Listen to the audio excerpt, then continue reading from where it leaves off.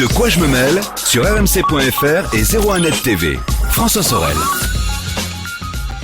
Bonjour à vous toutes et à vous tous et merci d'être là, fidèle au poste comme chaque vendredi pour De quoi je me mêle, toute l'actualité high-tech, vous le savez, sur rmc.fr la version audio et la version vidéo qui vous attend sur 01nettv.com et sur YouTube. Avec au menu tout à l'heure Victor Jakimovic qui sera là. Victor qui ressemblera plus que jamais au Père Noël, je ne vous en dis pas plus, ça vaut le coup franchement de rester là et de regarder Victor tout à l'heure avec sa sélection de produits, de cadeaux high-tech pour Noël et notamment un drone qui vous suit pour faire des selfies. C'est pas le premier, mais celui-ci a un bon rapport qualité-prix et il a aussi quelques spécificités techniques intéressantes, mais on en parlera tout à l'heure. Je vous rappelle que vous pouvez réagir au contenu de quoi je me mail avec le hashtag DQJMM sur Twitter. N'hésitez pas, on vous lit bien sûr et on répond à tout ce que vous nous dites. Et puis bien sûr sur la page Facebook de quoi je me mail. Soyez les bienvenus. De quoi je me mêle sur rmc.fr et 01net TV. Et évidemment, ce 15 décembre 2017, on commence par le Club de la Presse Haïti. Éric Le Bourlou est à mes côtés cette semaine, comme chaque vendredi d'ailleurs. Éric, bonjour. Bonjour. Le rédacteur en chef de 01net.com et le serial entrepreneur Rafi Aladjian est là. Bonjour Rafi. Bonjour. Ravi de te retrouver Rafi. Ravi d'être là. Qui est, rappelons-le pour tous ceux qui ne le connaissent pas, est l'un des papas des objets connectés. Mais on en a parlé, vous n'avez qu'à retrouver les premières émissions de quoi je me mêle. C'était il y a quelques semaines, on vous expliquait tout. Rafi qui a une connaissance parfaite de tout ce milieu-là. Et vous allez vous en rendre compte dans un instant. Messieurs, première actu, brûlante j'allais dire. Ça y est, la Commission fédérale des communications américaine a abrogé, c'était hier, le principe de la neutralité du net qui avait été, on va dire, édicté en 2015 par Barack Obama. Tout à fait, ouais, c'était effectivement des règles qui dataient de 2015 et qui viennent d'être abrogées donc, par la Commission fédérale des communications, donc en gros l'ARCEP américaine. Voilà. Dont le patron a été nommé par Donald Trump il y a quelques mois. Exactement. Qui était un ancien patron de Verizon. Exactement, très proche des milieux des télécoms, évidemment. Bien évidemment. On peut expliquer ce que c'est, en fait, la neutralité du net et qu'est-ce que ça va changer, en fait, cette loi ? Alors, ce que c'est simplement de dire qu'il n'y a pas de discrimination dans le trafic qui vous arrive en tant qu'utilisateur d'Internet, que les opérateurs n'ont pas le droit de prioriser certains trafics par rapport à d'autres, et que donc, a priori, n'importe quel site ou service que vous utilisez ira à la même vitesse qu'un autre site ou service sur lequel vous vous rendez. C'est-à-dire que c'est comme si aujourd'hui la compagnie des eaux, suivant qu'on paye plus ou moins, nous donnerait plus ou moins de débit pour la douche. En gros, c'est ça. Ou nous couperait l'eau chaude et nous laisserait que de l'eau froide. On pourrait en arriver là. On schématise au maximum pour que vous puissiez comprendre. Mais... c'est vrai que c'est un petit peu ça. Maintenant, ce que ça va changer, pour l'instant, pas grand-chose en vrai. D'ailleurs, les opérateurs américains disent que ça va rien changer pour les clients. Mais bon, on sait bien que si on abroge une loi, ce n'est pas pour rien.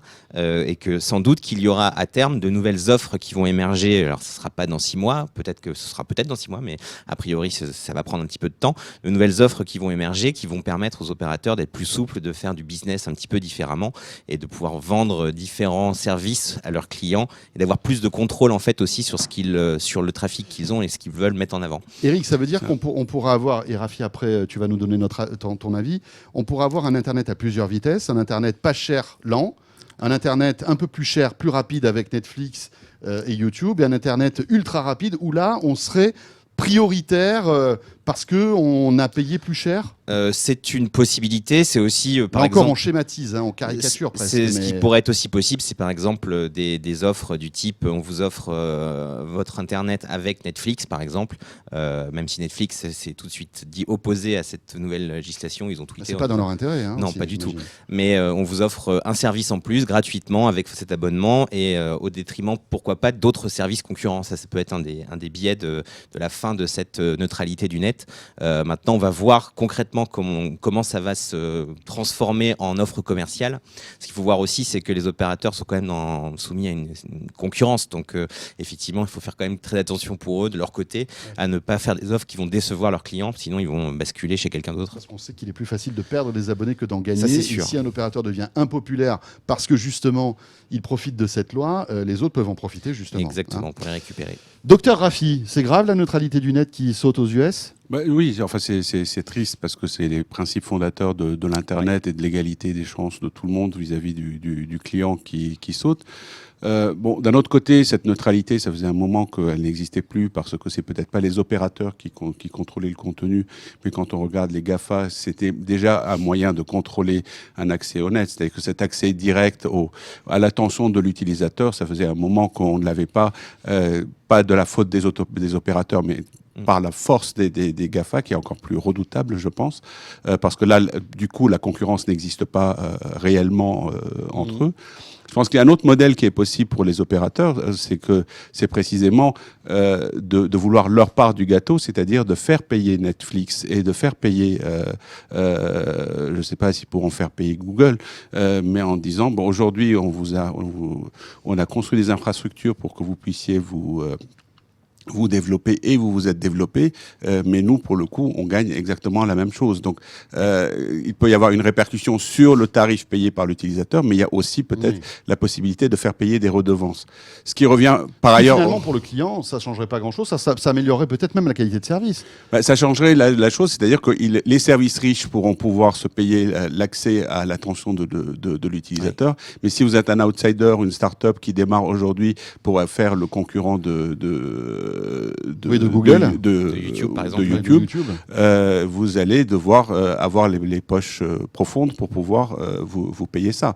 Donc c'est surtout en termes d'entrepreneuriat mais d'un côté, ça va se faire. Rafi, c'est pas un peu normal que les opérateurs demandent un peu d'argent au Google, au Apple, au Netflix, qui se servent en fait de toute leur structure technique pour diffuser leur contenu? C'est pas légitime que Netflix, non, c'est légitime. C'est pour ça que le débat est beaucoup plus complexe qu'on ne pense. C'est-à-dire que on peut dire salaud d'opérateur et la liberté du net, mais d'une part, les salauds ils sont partout, et ce qu'on cherche, c'est malgré tout le modèle qui dit est-ce que demain une start-up qui démarre et qui essaye quelque chose, c'est-à-dire le YouTube à sa création, est encore possible aujourd'hui, où tout ça permet de verrouiller globalement une situation de fait, où les très riches vont pas avoir beaucoup de mal à payer Verizon, etc. pour avoir un accès à l'utilisateur. Eux, ils vont gagner leur vie probablement en faisant payer les fournisseurs de contenu plus que parce que, comme tu disais, la concurrence est quand même rude. Ils vont pas aller chercher l'argent dans la poche du client. Donc finalement, ce qu'on perd, c'est en diversité, en création de nouveaux contenus. C'est surtout là le problème. C'est pas tellement sur les coûts. Mais c'est même pas sûr, Rafi. C'est pas parce que y a cette loi qui a été promulguée que les GAFA vont investir, peut-être donner de l'argent aux opérateurs, qu'on n'aura pas accès à des petits sites ou à des petits services. Ceux-là aussi seront connectés. Mais dans de moins bonnes conditions. Dans de moins bonnes conditions. C'est une possibilité, effectivement. Et il est possible que ce soit plus lent, surtout par exemple pour les services de vidéo. C'est typique de ce qui pourrait arriver, effectivement, qu'un nouvel acteur veuille se lancer face aux gens qui sont déjà bien établis et que ce soit beaucoup plus compliqué pour lui, puisque, effectivement, il n'aura pas forcément les sous pour payer tout ça, quoi. Voilà ce qu'on pouvait dire, c'est sur cette actualité brûlante, puisque c'est tombé hier, cette décision des US. À noter qu'en France, il n'y a pas de débat, visiblement. Même si les opérateurs français, quand on les écoute et quand on les interviewe sur le sujet, ne seraient pas contre à une espèce de... Effectivement, il y avait Stéphane Richard, le patron Business, qui a effectivement dit que lui, la neutralité du net, il y aura un sujet très important bientôt, c'est la 5G, et que pour la 5G, et pour certains usages de la 5G, notamment l'IoT, notamment les véhicules autonomes, il faudrait une forme de priorisation de trafic. Donc voilà. On suivra ça de près. On enchaîne avec un sujet un petit peu plus, j'allais dire fun, c'est le nouvel iMac, qui est qui est pas si fun que ça, mais qui est très cher en revanche.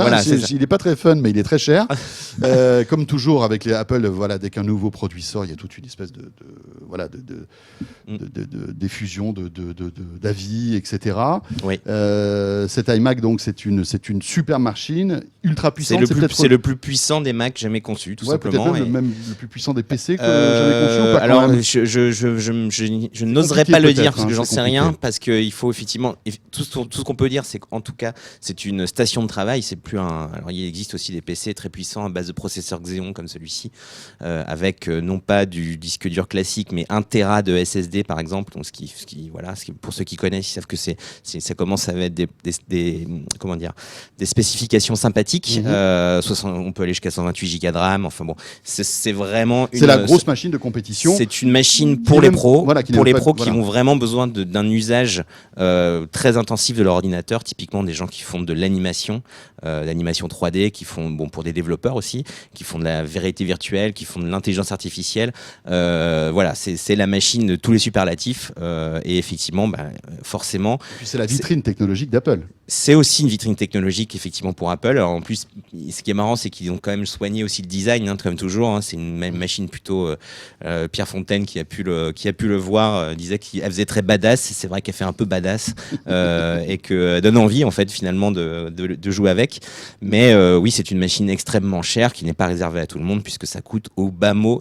La version de base, on va dire, coûte 5 500 € pour débuter. Quoi, et ça arrive bientôt en France ? C'est précommandable là. Voilà, c'est commandable. On peut l'avoir pour le Papa Noël a priori, oui, je pense. D'accord. Il faut être un Papa Noël généreux. Ce qui est intéressant, c'est que si on s'est amusé comme d'ailleurs on n'est pas les seuls, mais à faire la config ultime. Combien vous coûte le Mac Pro si en France, il y a de meilleurs disponibles parce qu'en fait, on peut changer ton processeur Xeon, personnaliser par exemple, sa machine, en fait.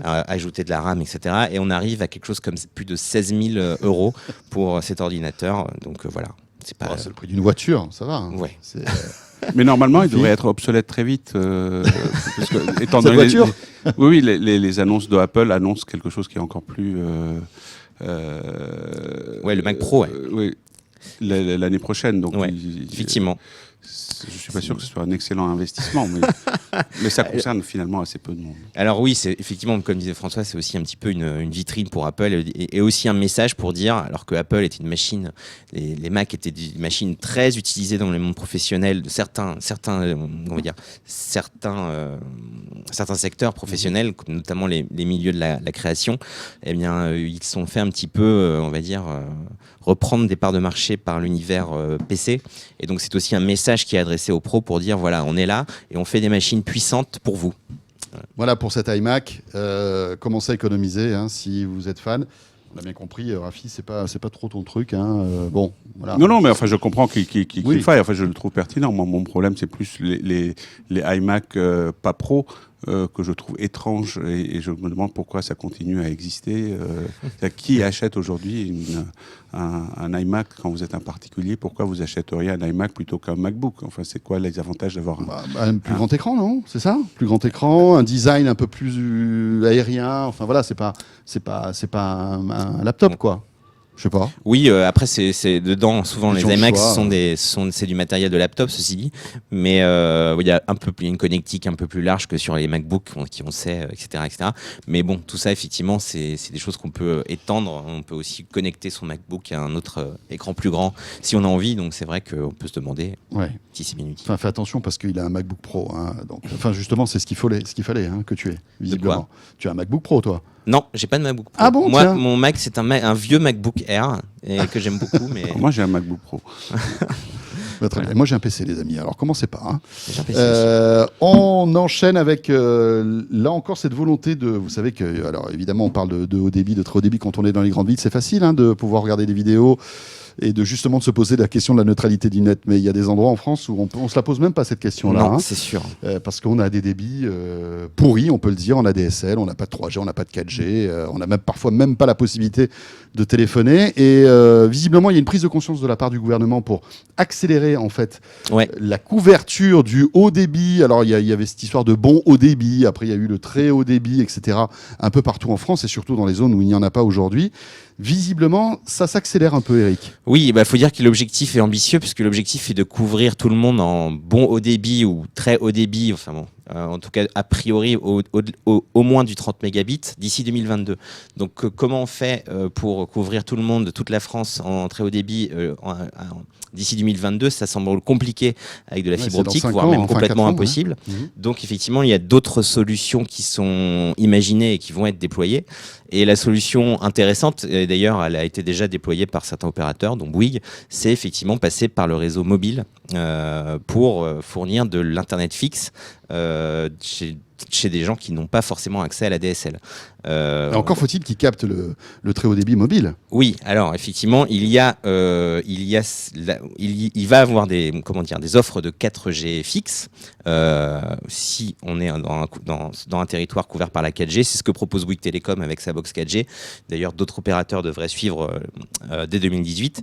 Mais il y aura aussi, et ça c'est intéressant aussi, une nouvelle bande de fréquence qui va être réservée à des offres mobiles, on va dire fixes, hein, du haut débit mobile pour le fixe. C'est-à-dire qu'on aura une antenne sur le toit qui, au lieu de capter la télé, captera en fait de l'internet. Exactement. Voilà. Et ça va arriver effectivement donc dans les années qui viennent. Comme des ponts hertziens, quoi. Des trucs comme voilà, ça vous rappelle peut-être ce qui s'est passé avec le WiMAX à une époque. Ouais. Hein, c'est pas tout à fait nouveau, mais là évidemment c'est beaucoup plus performant. Ça permet d'avoir des débits bien supérieurs, et donc ça pourra permettre à des gens, à des collectivités locales qui ont envie de s'équiper et qui ont sans doute le besoin de s'équiper, de pouvoir avoir une technologie sans fil qui pourra raccorder facilement des gens qui sont un petit peu isolés, quoi.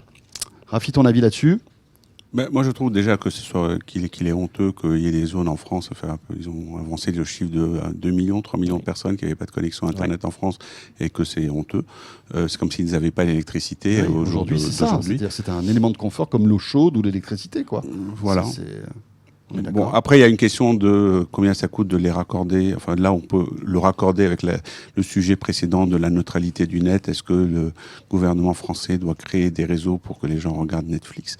Mais en même temps, c'est un droit humain de regarder Netflix, donc pourquoi pas. Comme disait Eric, évidemment, le hertzien est la seule solution viable. On imagine mal. Enfin, de toute façon, sinon, ça aurait été fait. S'il y avait une solution filaire, quelqu'un d'autre l'aurait fait. Par contre, dans les aides qui sont promises, cela dit, Rafi, je te coupe quelques secondes. Il y a 50 ans, il y a des gars qui avaient tiré du cuivre pour que tout le monde ait un téléphone, malgré tout. Oui, mais ça s'appelait le gouvernement français, et ça s'appelait la direction générale des télécoms, mais c'était pas une entreprise privée. C'était faisable à l'époque, et c'était il y a 50 ans ou même plus longtemps. Donc peut-être qu'aujourd'hui, on aurait pu faire la même chose, tirer un autre câble et rajouter de la fibre dans tous ces endroits-là, non? Mais ça coûte trop cher, c'est ça? Oui, peut-être qu'à l'époque, ils avaient une autre conception de la rentabilité de l'opération. Oui, c'est ça. Donc pour toi, c'est le hertzien, en fait. C'est forcément le salut. Le hertzien, si on veut être réaliste et si on veut que ce soit fait dans des délais raisonnables. Par contre, ce qui est le problème avec le hertzien, c'est qu'il devient vite obsolète. C'est qu'aujourd'hui, financer, comme ils l'ont annoncé, un chèque de 150 € par abonné pour acheter de l'équipement. L'équipement acheté aujourd'hui, dans maximum 5 ans, il sera obsolète. Est-ce que ça veut dire qu'on remet au pot de cette aide tous les 3 à 5 ans? Qu'est-ce qui va se passer lorsque il y aura des nouvelles normes radio qui seront plus performantes, quand on sera à la 6G, la 7G, etc. Est-ce que chaque fois, il va falloir rajouter 150 € pour que les gens s'équipent? Est-ce qu'à un moment donné, tout ça devient plus sain et normal? Probablement pas. Enfin, cela dit, ils partent de zéro. Donc, même si avec 150 €, ils se retrouvent avec, comme le disait Eric, 20 ou 30 mégabits, ça va suffire pour la plupart des usages pendant quelques années. Mais c'est vrai qu'après, bon, ça évoluera. Il y aura la 5G. D'ailleurs, j'ajoute qu'il y a dans cette aide qui a été promise par le gouvernement, ça concerne effectivement le hertzien, mais pas que. Il y a aussi le satellite dans la boucle, hein, parce qu'on sait que les offres satellites peuvent avoir un intérêt pour des gens qui sont très isolés. Donc ça peut aussi servir, par exemple, à l'achat d'une parabole pour s'équiper en matériel de satellite. Le problème du satellite, c'est qu'il existe depuis un certain temps, et ça n'a jamais vraiment été une solution, parce qu'on a ce problème de voie de retour qui fait qu'on reçoit très vite, et problème de latence. Un problème de latence. Donc c'est un espèce de succès d'année d'Internet et qui a jamais été satisfaisant. Après, arriver à faire 30 ou 40 mégabits sur des avec un nombre significatif d'utilisateurs sur du hertzien, c'est compliqué. Parce qu'on y arrive sur du mobile parfois, mais là, si on a des gens qui le soir sont à 100 à regarder des vidéos sur la même antenne, ils ne vont pas avoir ce débit, ils vont jamais avoir ce débit. Ouais, il faudrait mettre Netflix sur un satellite. Ou bien il faut faire des caches Netflix locaux ou je sais pas, mais en tout cas c'est Ça peut être compliqué. 30-40 mégas théoriques en milieu de journée quand on est tout seul peut-être, mais probablement pas. Ce qui n'arrive jamais avec le câble, en fait. Voilà, même le câble n'arrive pas. Voilà, c'est ça. Rafi, alors c'est un sujet que tu connais bien parce que tu as été le créateur d'un réseau qui s'appelle Ozone, qui a été développé au tout début à Paris. On se souvient, c'était un réseau de Wi-Fi qui permettait en fait à tous les Parisiens de se connecter à Internet. Voilà, c'était un réseau communautaire dit organique, puisque les gens pouvaient se porter candidats pour mettre des antennes, et on avait couvert 65% de Paris à base d'antennes sur les toits, ce qui permettait d'avoir une couverture l'équivalent de la 3G aujourd'hui à base de Wi-Fi, et pour une fraction du coût de ce qu'il faut pour développer un réseau 3G. Et il y a eu des versions de Ozone implémenté.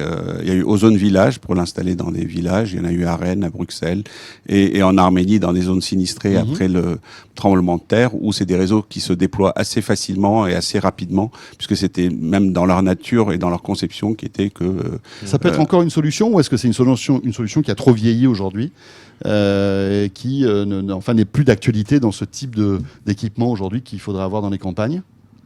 Ça peut être une solution pour le dernier mile, mais à un moment donné, il faut quand même amener de la fibre au point de départ. Ça peut améliorer les ramifications à l'intérieur d'un territoire. Mais c'est quelque chose qui est plus facile et plus léger à mettre en œuvre que par exemple les solutions avec lesquelles Ozone était à l'époque concurrente, comme le WiMAX, qui était quelque chose de badass, ou une solution, le Wi-Fi pour les riches, qui a jamais marché précisément parce que il y avait tous les inconvénients du Wi-Fi, mais en même temps aucun désavantage, que le Wi-Fi c'est léger, c'est facile, ça se déploie vite, ça peut même être jetable si la techno devient obsolète. On verra bien. Rendez-vous en 2022 pour voir si on peut capter du très haut débit partout. Ça va être amusant, de voir si ces délais seront tenus à la fois par les collectivités, les opérateurs, parce que les opérateurs évidemment sont sollicités, bien sûr, et sollicités, et le gouvernement qui promet de donner de l'argent à tous ceux qui n'ont pas d'internet aujourd'hui. On termine avec, j'allais dire un marronnier, parce que c'est vrai qu'à chaque fin d'année, Eric, c'est un marronnier. On y a droit. Oui, tout à fait. C'est la grande période des bilans. Et Google, comme tout le monde, fait le sien. Ça s'appelle Year in Search. Ils font ça tous les ans. Pour montrer un petit peu quels sont les sujets qui ont le plus passionné les gens qui surfent sur Google.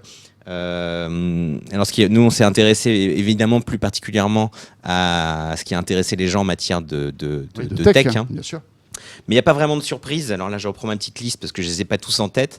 Ce qu'on peut noter, c'est que je pense que vous êtes tous au courant que le numéro 1, mais d'ailleurs, ici, il y a une petite surprise quand même. Le numéro 1, selon Google, n'est pas l'iPhone 10, comme d'habitude. L'iPhone trust toujours les premières places tech. C'est l'iPhone 8 qui est, a priori, d'après Google, plus cherché que l'iPhone 10. J'ai ma petite explication. Je pense qu'en fait, avant que l'iPhone 10 ne sorte, tu as raison. On imaginait que le prochain iPhone sortait l'iPhone 8. C'est vrai. Et tout au long de l'année 2017, bien avant qu'on sache que c'était l'iPhone 10, on l'appelait l'iPhone 8. C'est vrai qu'on l'appelait l'iPhone 8. Mais aussi parce que dans les médias, tout le monde a parlé spontanément de l'iPhone 10 qui était l'événement, et donc c'est une info qu'on avait, alors que l'iPhone 8 était beaucoup moins couvert parce que beaucoup moins sexy, et qu'il est plus probable qu'on aille chercher l'info sur l'iPhone 8 alors que celle de l'iPhone 10, on l'a plus directement. Et voilà, c'est aussi possible. Mais en tout cas, voilà, les deux nouveaux iPhones de l'année sont en tête. On trouve ensuite effectivement un produit qui a beaucoup animé l'année, c'est la Switch. Et tes soirées d'ailleurs aussi. Et mes soirées, et les soirées de pas mal de gens dans cette rédaction. C'est la Switch qui est donc arrive en 3e position, et c'est un peu normal, c'était un peu l'événement de l'année en matière de hardware. C'est vraiment la bombe de Nintendo de l'année 2017. Personne n'attendait Nintendo sur ce truc-là. Et je me rappelle avoir dit ici que j'y croyais pas du tout, et en fait ça a fait un énorme carton. Et quand tu te couches à 3h du mat avec Zelda ou Super Mario. Et d'ailleurs, ils viennent annoncer qu'ils en ont vendu donc 10 millions. Là, ils sont sur des chiffres chiffres qui rappellent ceux de la Wii première du nom qui avait fait un absolu C'est carton. plutôt une bonne nouvelle parce que Nintendo avait besoin de renouer avec le succès parce que c'est vrai que la Wii U, la précédente, n'avait pas été. Ça c'est clair. Je vais passer vite. Bon, après on trouve le Galaxy S8, on trouve le Xbox One X, et ce qui est plus surprenant, c'est le numéro 6. Il nous a beaucoup amusé, nous aussi, au début de l'année. C'est le Nokia 3310. Encore pas un smartphone, un dumb phone cette fois, mais qui fait un retour incroyable dans les recherches tech, puisque qui aurait pu croire que le 3310 de Nokia soit en tête des recherches Google de l'année.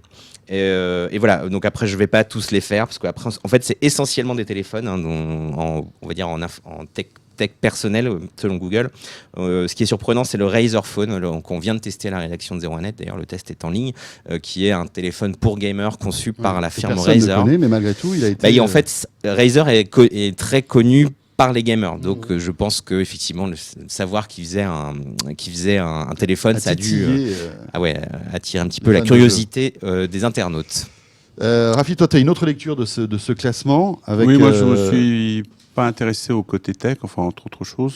J'ai surtout comparé le top des search France par rapport au top des search globaux. Oui, parce que Google, en fait, localise en fait, ses search pour que ce soit cohérent et que culturellement, on comprenne ce qui se passe.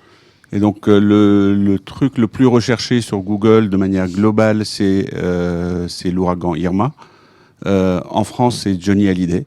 L'ouragan Irma arrive en 6e position dans les recherches françaises. Et donc, j'étais étonné de voir que Johnny Hallyday, qui s'est fait enterrer à Saint-Barth, avait écrasé l'ouragan Irma, qui avait aussi détruit une partie de Saint-Barth. Donc, par ailleurs, Johnny Hallyday est nulle part dans les classements globaux. Il n'existe pas dans le truc. Mais voilà, il faisait partie de notre culture française. C'est pour ça aussi que. Voilà. Autre curiosité, parmi les top search globaux, il y a How to buy Bitcoins.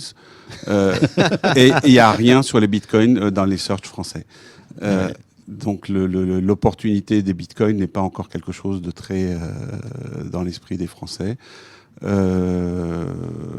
Voilà. Et la recette de cuisine la plus recherchée en anglais est la poitrine de poulet, alors qu'en France c'est la tartiflette. C'est un peu plus lourd quand même que la poitrine de poulet. Voilà. Donc c'est le genre de choses qu'on apprend et qui sont passionnantes. C'est toujours 2017, l'année de la tartiflette. Ça rime en plus.